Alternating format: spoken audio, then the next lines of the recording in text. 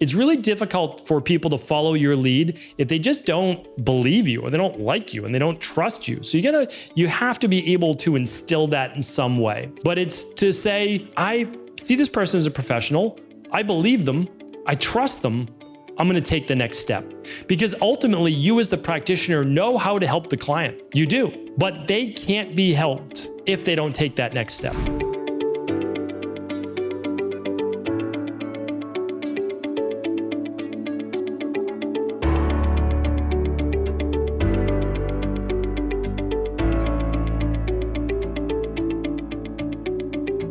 All right, welcome back, everybody. Great to be here with you today. Excited to get into today's show, which is going to be how to structure your first health coaching session or appointment. Now, this can be used for personal trainers. It could be used for estheticians, chiropractors, etc. But it's your first real session, not the discovery call or your free consultation. We've talked about those before. They're all important. We will try to link them up for you today by simply going to ihp.coach/270. That is today's show. That's where the show notes will be.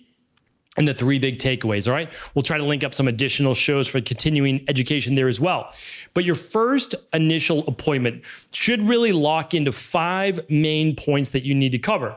Now, many people, their first appointment is about an hour long. So when you look at these, they're going to be structured with different times, the amount of time you spend on them, but all of them should fit in within this first coaching appointment. And it's going to do a few things. One, is it's going to set the stage for you as their coach and as a professional. So look for it as I begin to move you through these 5.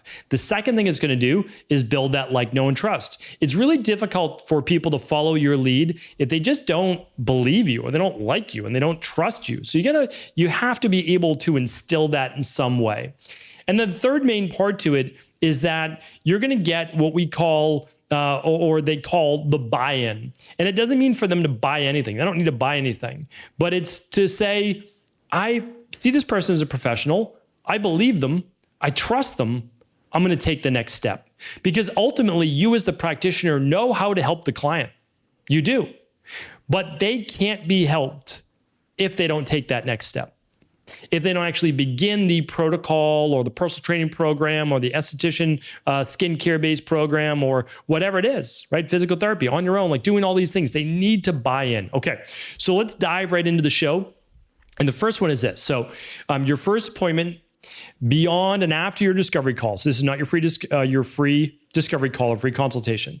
There's 5 elements. The first one is this: the greeting and the trust that you are creating from the beginning. So oftentimes this is done in person, but now becoming even more prevalent to do virtually.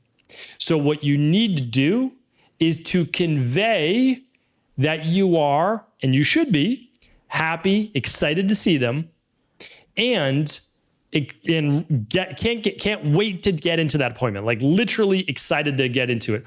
This is something that now it's strange because I didn't need to be taught this, but it was later taught to me that I was doing it the way that you should, which is great because there were things that I wasn't doing correctly, that I needed to be taught.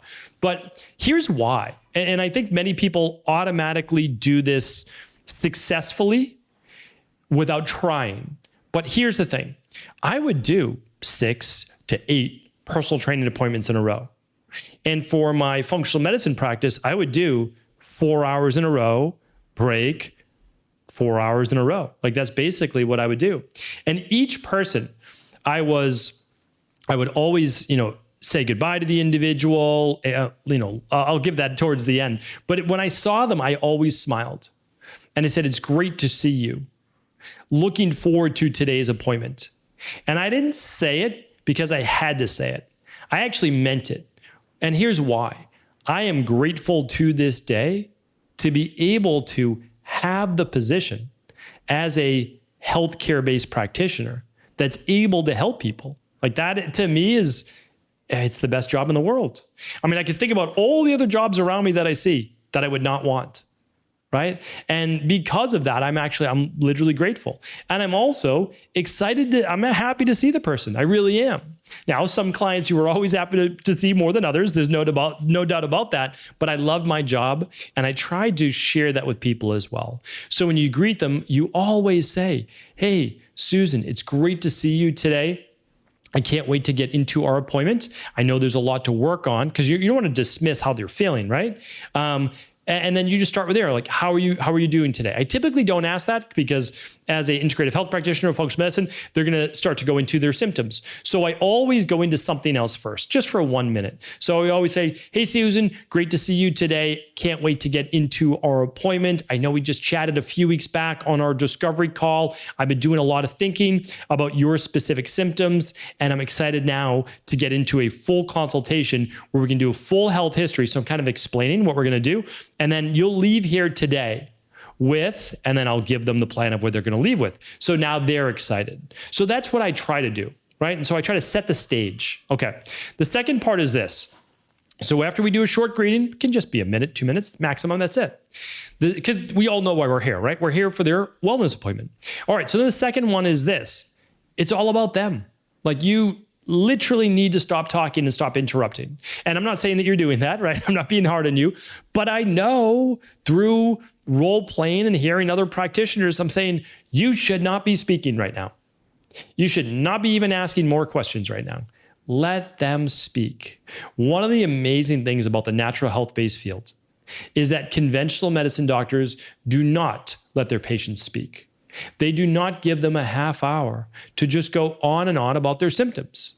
And we as natural health practitioners need them and want them to go on and on about their symptoms, because they're going to say 1, 2, or 3 little tidbits inside of that 30 minutes or so that are going to give you the aha moment, whereas now you know how to help them. So you want to literally stop speaking and allow them to speak and just let it all out. And oftentimes, it's the very first time in their life that they've been able to just let it go, let their story out. And that alone, they begin to thank you and trust you just for that. Okay. The third one is this. Now, this is where you get to speak. You repeat back what you heard. Repeat back the symptoms you heard, and then ask qualifying questions about those particular symptoms. So if someone's speaking to me about their digestion, they say, "Oh, I have bloating, I have gas, I get acid reflux," and they go on and on a little bit more. I say, "Okay, is there anything else?" I always say that. And about their digestion. Are there any other digestive issues? And they'll say, "No, I think that's about it." Or they'll repeat back some of them. Okay, got it. And I repeat back what I heard. Then I say, "Do you wake up with bloating?" And they'll say, "No, actually, I don't." Okay. When you have your smoothie first thing in the morning, do you get bloating after your smoothie or whatever it is that they're drinking? Like, "No, I typically don't." And then they'll jump in because they kind of get it now. They'll jump in and they say, "No, it doesn't happen until maybe like a half hour after lunch." Oh, okay, got it. Have you ever tried a functional medicine detox, or have you ever gone a day where you didn't eat during the day? And they'll say, "Yes, I have." "Did you get bloating that day?" And they'll say, "No, not until I ate dinner that night."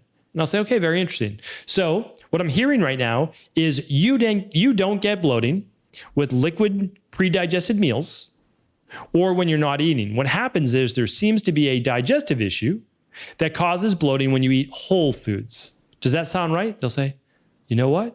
Yeah, you're right." And so now you're showing them, you as a professional, that's why they hired you, are teasing out the details as to how you're going to help them. Because now you already know. If you're going to start to run some at-home labs, you're thinking, all right, there's bacterial overgrowth, there's low stomach acid, there's candida overgrowth, there might be H. pylori, there might be slow bowel motility. You don't know yet, right? High cortisol, high stress during meals. You don't know yet, but you know the right questions to ask, and the labs will give you the details as well. Okay.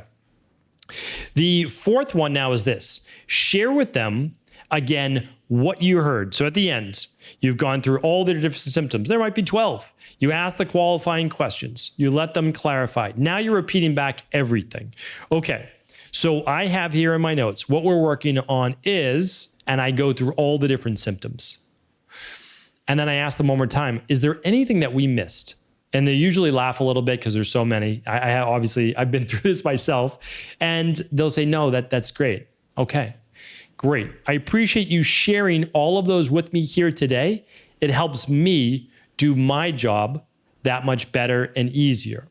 So what I'd like to do right now, and then if they came to me for labs, if you're a lab practicing practitioner, you'll recommend at-home labs, okay? So let's just say this client predominantly came in with bloating, skin rashes, and maybe some inflammation, kind of all tied to the same thing, right? And maybe issues with sleep at night because of the bloating after dinner. Okay, so what I'll say is, based on a lot of these bloating-based symptoms, what I'd like to do is, and then I'll tell them the labs that I would like to run.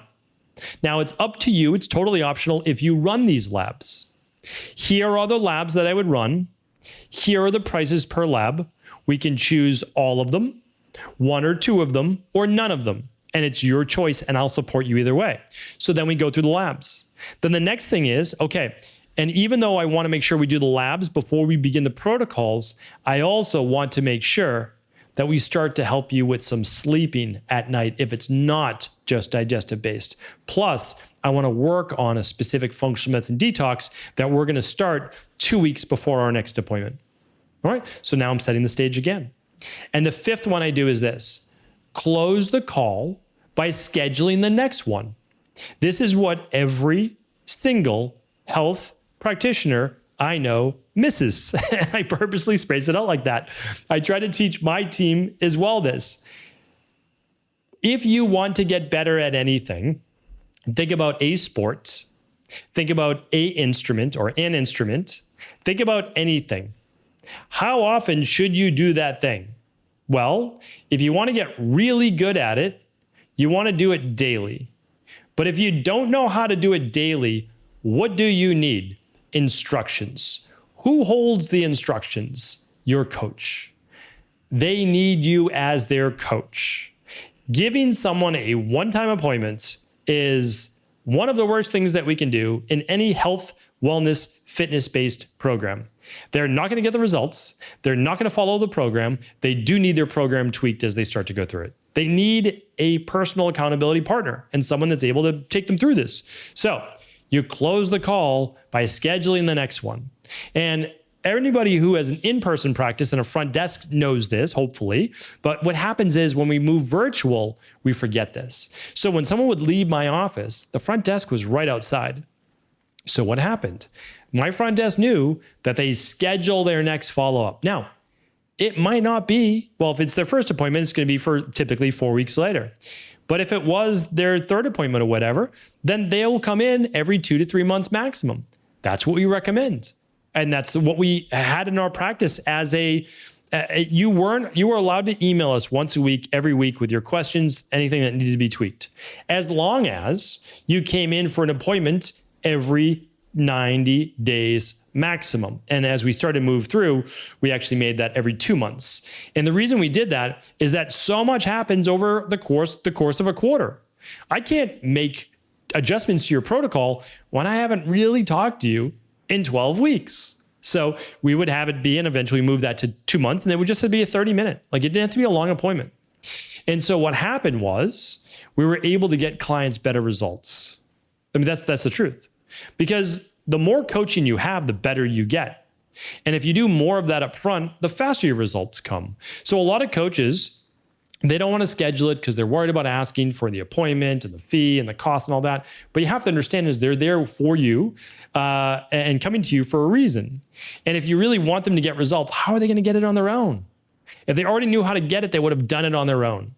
So those are the 5 ways and 5 elements that you should be conducting every first consultation. And it really doesn't matter your health-based profession, fitness-based profession. That's the best way to help people and take them through it. So hopefully this was helpful. Do feel free to add your comments, your thoughts below the video or wherever you may be listening or watching this. We appreciate the feedback. Thank you so much for the reviews of the show, the downloads, the subscribes, and of course, the shares. Take care, and we'll be back on Thursday with a real-world practitioner interview that we do every single week. All right, take care, everybody.